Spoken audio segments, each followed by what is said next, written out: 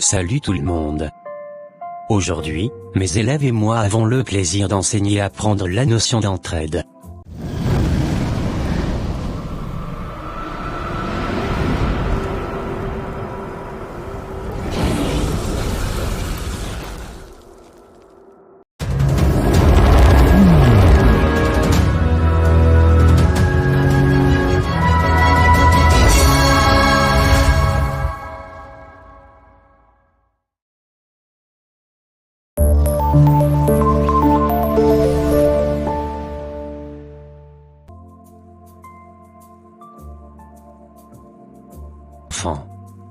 Aujourd'hui, nous allons parler de l'entraide.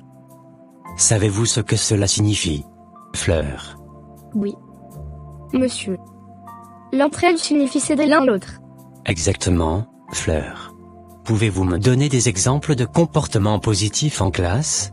Dire bonjour par exemple. Rester sage aussi. Répondre aux questions du maître également. Très bien. Qui peut me raconter une fois où il a aidé un camarade? Lucie. J'ai prêté mon crayon à mon voisin la dernière fois, quand il était en manque.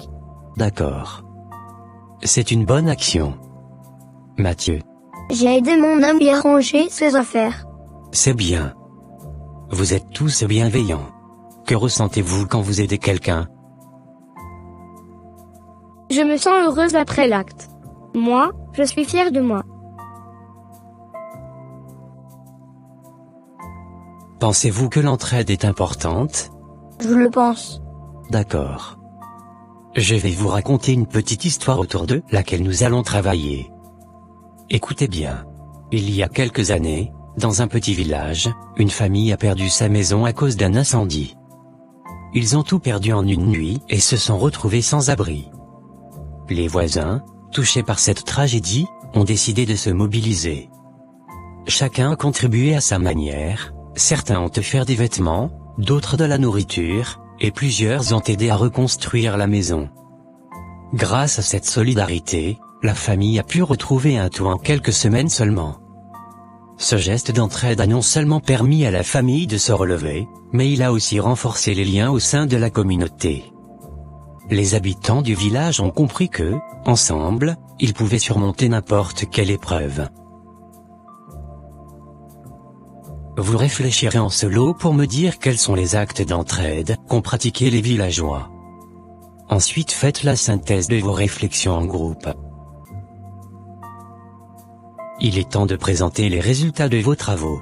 Nous avons retenu l'aide matérielle et l'aide alimentaire. Certains voisins ont offert des vêtements et des articles de première nécessité à la famille sinistrée. D'autres ont apporté de la nourriture pour s'assurer que la famille ne manque de rien pendant cette période difficile. Cela montre que vous avez bien écouté l'histoire. Lucie. Nous avons pensé à la reconstruction de la maison. Plusieurs villageois se sont mobilisés pour aider à reconstruire la maison. Ils ont apporté des matériaux de construction, des outils, et ont donné de leur temps et de leur énergie pour reconstruire le toit et les murs. Vous avez aussi bien écouté l'histoire. Fleur. Avez-vous bien écouté comme eux? Je le pense. Nous vous écoutons alors. Chez nous, c'est le soutien moral. Les voisins ont également offert un soutien moral en étant présents, en écoutant et en réconfortant la famille. Très bien. Maintenant, vous allez réfléchir et donner l'importance de l'entraide à partir de cette histoire. Fleur, on peut aller? Oui, monsieur. Cette histoire montre que l'entraide peut vraiment changer la vie des gens. Sans l'aide des voisins, la famille n'aurait pas pu reconstruire sa maison aussi rapidement. Très juste. Écoutons-les Mathieu. L'entraide renforce les liens entre les gens. Les voisins sont devenus plus proches et ont appris à se soutenir mutuellement grâce à cette expérience. Bien vu. Lucie, qu'avez-vous pensé? Cela prouve que même dans les moments difficiles, on peut toujours compter sur les autres. L'entraide rend la communauté plus forte et plus solidaire. Vous êtes tous fantastiques. Au-delà de cette histoire, l'importance de l'entraide est significative dans d'autres domaines, notamment à l'école. L'entraide permet de mieux comprendre les leçons. Quand on s'aide entre nous, on peut expliquer les choses différemment et cela aide à mieux retenir. l'entraide. Elle prépare également le futur. Dans la vie, on doit souvent travailler en équipe et aider les autres comme ça a été le cas dans cette histoire. De tout ce que nous venons d'apprendre, que pouvons-nous retenir ? L'on peut retenir qu'on ne peut rien réaliser de grand tout seul.